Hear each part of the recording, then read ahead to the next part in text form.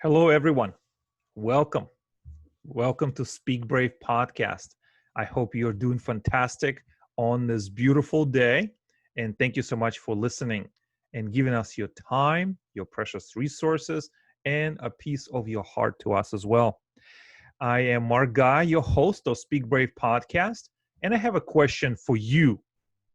Have you ever wondered why your workspace, your office space, or let's be honest, your headspace, your mind is so cluttered with things that you may no longer need or don't even know how to use, and you may feel overwhelmed? I have a special guest for you today who is certified to speak about these matters and many more. So I'd like to introduce you to my friend Elizabeth Reed. She's a certified KonMari consultant and a certified professional coach. Hi, Elizabeth. Hi, Mark. Welcome. Thank you. So tell us, please, what do you have going on in your world just now? Just now, well, my world has shrunk because I moved in with my parents because they're elderly and there's this risk of coronavirus.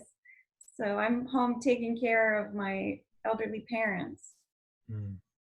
So could you tell us about the work that you do? I know I have learned about your work over several years, and we met at Toastmasters, which is a great nonprofit educational organization. Everyone look it up, join today.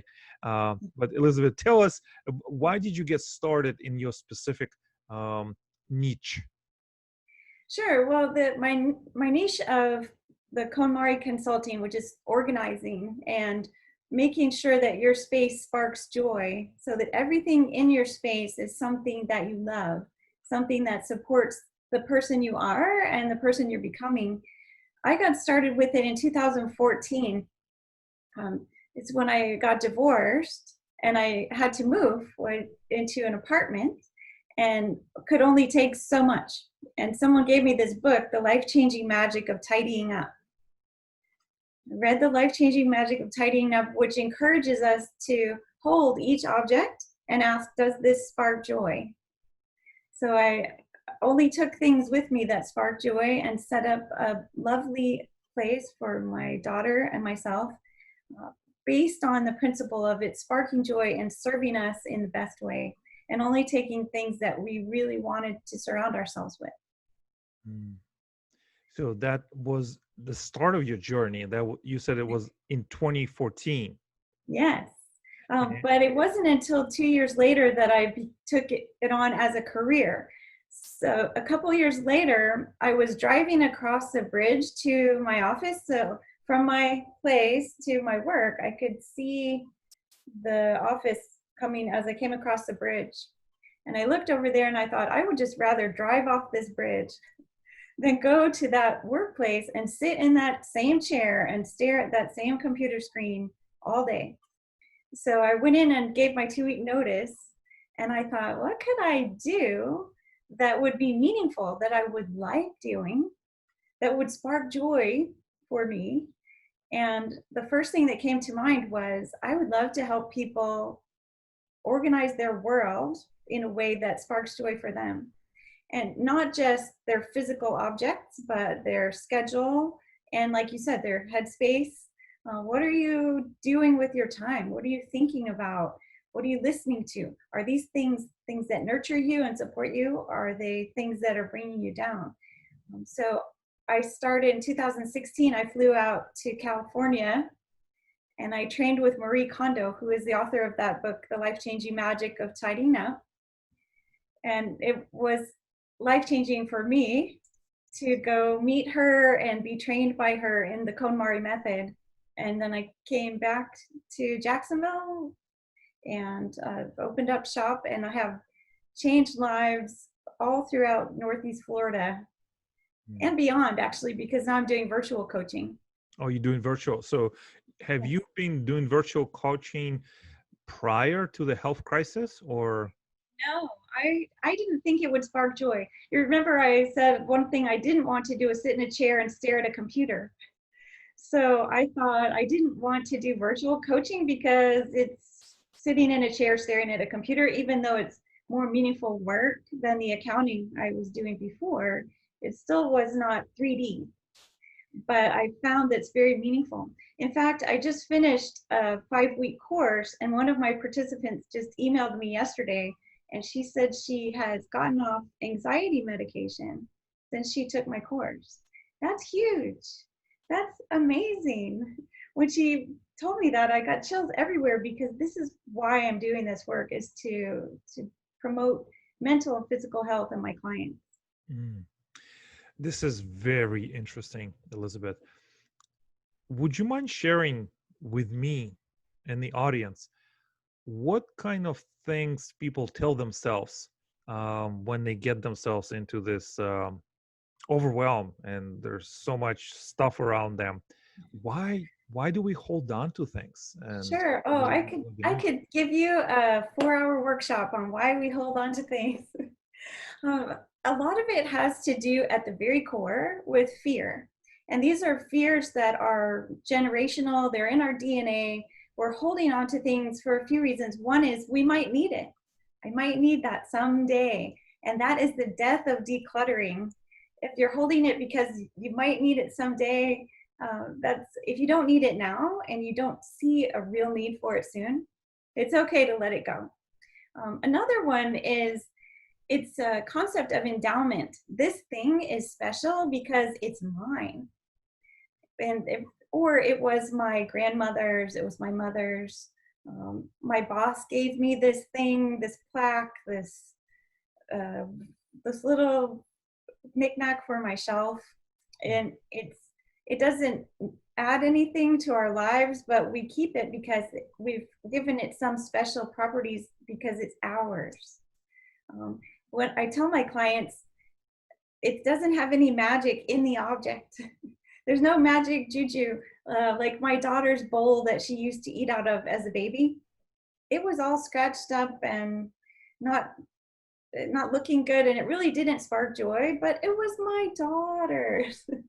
Well, you know, she's a grown woman now, and if I hold on to her as a baby, it interferes with my relationship with her as an adult. So it's that my daughter is not in that bowl. The person, grandma, the manager, the parent is not in the object. So that's another reason. And then there's some other ones. A big one is guilt. I feel guilty because I spent so much money on this thing. I should keep it and use it, but I don't. I had a lot of those like craft things. I bought a loom. I was going to make tapestries, and it was not cheap. And I made one thing. Then it got slid back to the back of the closet. It wasn't serving me, it wasn't serving anyone else, and actually it was making me feel guilty, which is not a healthy, positive, nurturing feeling. So I ask my clients to hold these objects and ask, how do you really feel when you're in contact with the object? And often, once they get to the heart of what they truly feel, if it's guilt or reminiscing about the past and clinging to the past, or it's fear of, well, what if I need it and I don't have it? Then we can let it go. So, yeah, so those are just a few of the reasons. But like I said, I could talk about that all day. This is truly eye-opening, Elizabeth. So there's fear that we may need to use it again in the future, which I can relate to, and I'm sure others can relate to. And then you said emotional endowment. Is that right, or just Endowment. We endow the object with certain qualities that are not really in the object. Okay? So we see it. Okay, and then the last one is the guilt. Yes. Guilt that may come from personal, right? Because spend too much money, or Or it could be from the person that gave it to us, but there's often a lot of guilt, which is a stressful feeling, and stress causes wrinkles. So we like to stay away from that. Absolutely. I think this is so fascinating. Could you also please tell us, Elizabeth, what some of the hardest cases that you have encountered with your clients that you see as a practitioner, but your clients unable to see? Sure. I can think of one example. I was helping a client set up her home office so that she could work effectively at home. And we were going through all her paperwork, and she had quite a bit of paperwork surrounding her father's death. Her father had died in a motorcycle accident in a foreign country 20 years ago, but she had all the paperwork related to the death and the shipment of the remains, and it was so painful for her to deal with that paper that she just held it, but when it held on to it. But when she actually thought about it and thought about how she felt in her heart, these papers were not bringing anything to her life. She didn't need them anymore, and we were able to release them and make space for new things to come into her life. So a lot of times it's grief over days gone by. When we actually hold on to these, pick up and hold the object, they feel grief. Clients will feel grief about things that have ended, whether it was a relationship, a dearly departed loved one, like the beauty queen with the crown. Now she's a middle-aged woman, but she keeps the crown from her beauty queen days. These things actually don't bring joy to the client when they truly acknowledge their feelings about them. Mm. This is just so fascinating, Elizabeth. So, as I'm thinking through and listening to you, what is some of the alternatives for us humans? We are imbued with emotions. We are walking, talking, emotional beings. Of How can course. we ever get over those powerful, powerful emotions? What are the alternatives, Elizabeth? So I would say at the core of it is living in the present. When we hold on to the past and cling to the past, it interferes with our ability to be in the moment and love our people now and do our work now, because we're always thinking back to the past. As lovely as the past was, we can't live there. And so just acknowledging impermanence and the cycle of change and knowing that everything has a beginning and an end. That's a cycle. That's just a life. People are born and people die, and yes, it's sad that they're gone, but we can appreciate the fact that they were here and release them. The same thing with, I'm thinking of one client who is a writer, not a writer like a horse rider, Mhm, but writes for a living and has just stacks and stacks of things that she's written. Now, those are not benefiting her except maybe as a supporting her ego that she has been published, but they really don't benefit her in the present, mhm, and she's not going to use them in the future. So letting those go makes room for new articles to be written and new knowledge to come in. So it's living in the present as far as letting go of the past, and also not being afraid of the future, not storing a lot of things that I might need. In the home office, stacks and stacks of paperwork become visual to-do lists. Oh, I need to handle that, I need to handle that, but if I file it, I won't remember to do it. And that's stressful. So taking those visual to-do lists and actually putting them down on a list of, okay, I plan to tackle this action next Tuesday at 3:00, mhm, and then file away the visual to-do list of the stack, makes a much more peaceful work environment. mhm. So there's a little bit of both. There's letting go of the past and then planning for the future, but not trying to live in fear of the future. Wow, this is so powerful. I love it. I absolutely love it.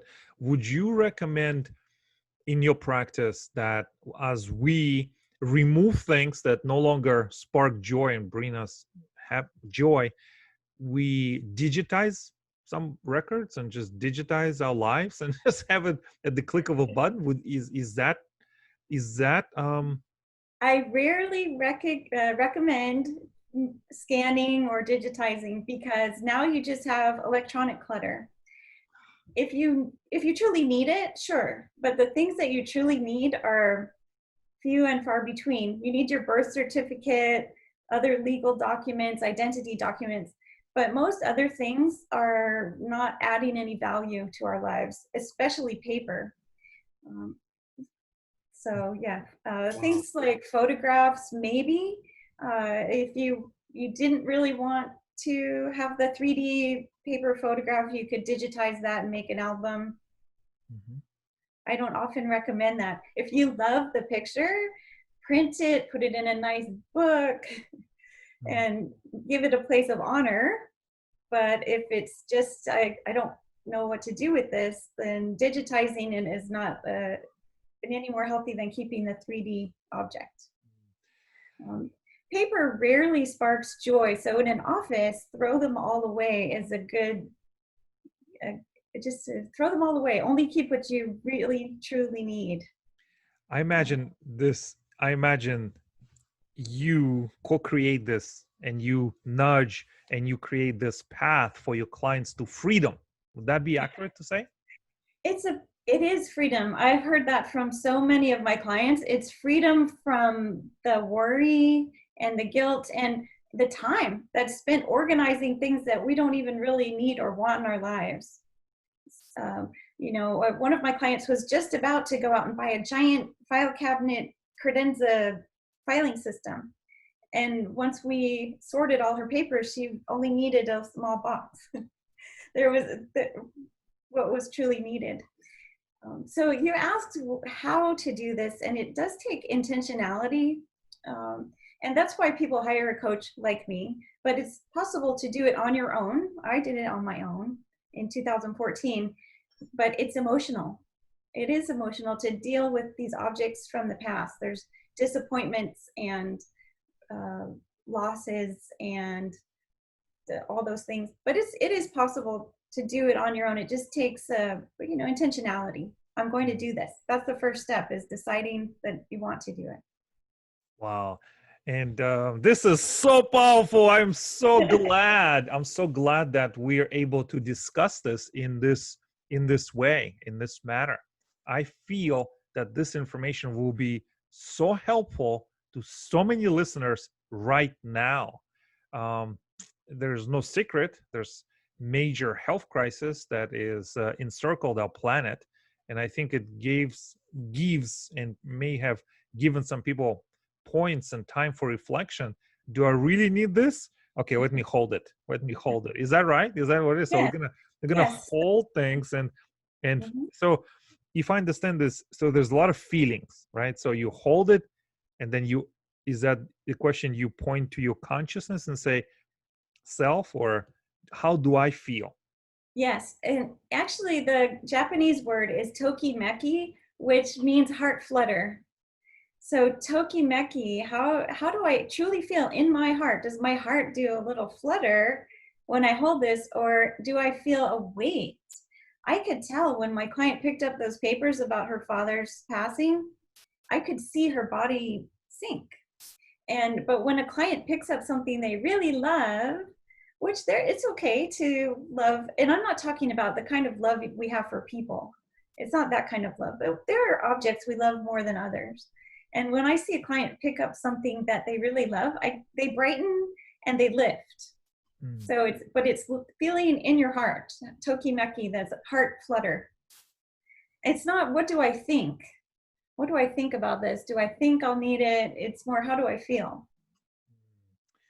Wow, this is just so interesting. And we got to make sure that we get all your contact information, because you will have plenty of fans reaching out to you, asking you for more and working with you.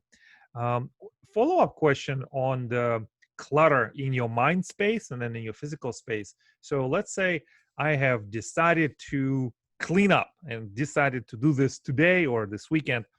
What do we do with all this stuff? Do we sell it? Do we give it away? Do we put it in a nice gift package to say, hey, guy, hey, friends, here's my free stuff? What is the best things you have seen? Not the last one. We don't want to transfer our clutter problem to other people. I did that when I first decluttered. I gave my parents about 50 books. And then I transferred my book clutter to my parents Mm. because I felt guilty. Here I spent, if you think each book was maybe $10, that's a pretty big investment in paper, right? Bindings. But donating is a great way to feel good about what happens to your objects after they leave you. Um, Paper often needs to be shredded or destroyed, but definitely not just transfer your clutter to someone else. um, Selling, people are often surprised how little their objects are worth. So garage sale is rarely worth the time and the effort, but some things could be sold online. If it's furniture or more high-end things, they can be sold. I discourage my clients from worrying about selling, and really that's the last step is what do I do with these things. The first thing is the sorting and putting up and making a home for the things that you really love. Just so beautiful. This is just amazing, amazing, amazing wisdom, Elizabeth. So we are coming to the end of the interview, which I think is just truly remarkable. What I would like to know, Elizabeth, is this: what's next for you? Yeah, so I have expanded my coaching beyond the decluttering of objects to the decluttering of the body and the idea of building optimal health by clearing away what doesn't serve. I lost 50 pounds myself, and I'm so excited to share this gift. So I'm combining it with the same, it's the same concept, but different tools with nutrition and movement. But my clients are seeing great success there. Mm. So, So you will be using your considerable knowledge and practice and expertise, combining KonMari consultant and health coach yes. transformation for the people who need the results. Right. It seems like two totally different things, but it's both about what sparks joy. So if someone is going to eat a large fast food meal that's not healthy, does that really spark joy, or is that just fun in the moment? What sparks more joy is having a healthy body that can do all the things that we want to do.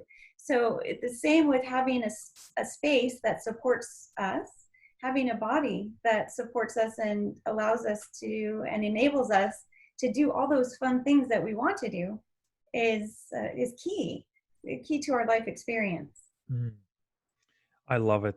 Um, I would like to wish you the best of success in your practice and your building. And which brings me to the next question, Elizabeth. What is the best way for your prospective clients and partners reach out? Sure. Yeah, I have a website and it has a contact form on there. And my website address is www, of course, sparkjoyjax.com Mhm. or Jacksonville, Florida. So sparkjoyjax.com. And it's just a contact form on there right now. I don't have a list of things to sign up for, but just reach out and tell me what's going on in your life and let's see what we can create together.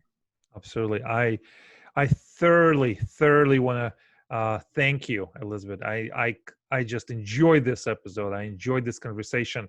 I think it's a perspective that is eludes many people, and we don't have to suffer, right? We don't have to suffer with the clutter in the mind, and certainly we don't have to suffer in the clutter with the physical space. So I hope everyone took some notes. I will be publishing Elizabeth contact form information from her website into the episode notes, so you can contact her today and see what kind of options are you can explore together. Thank you, Elizabeth, for coming to the Speak Brave podcast and being such a gracious guest. And I appreciate your wisdom and your expertise. Oh, thank you so much for having me. Yes. Thank you, everyone who has been watching, listening, who is my loyal followers and subscribers. I thank you from the bottom of my heart. I wish you only that in your life that you will find things that will spark joy. Make sure you speak brave, and I'll see you next time.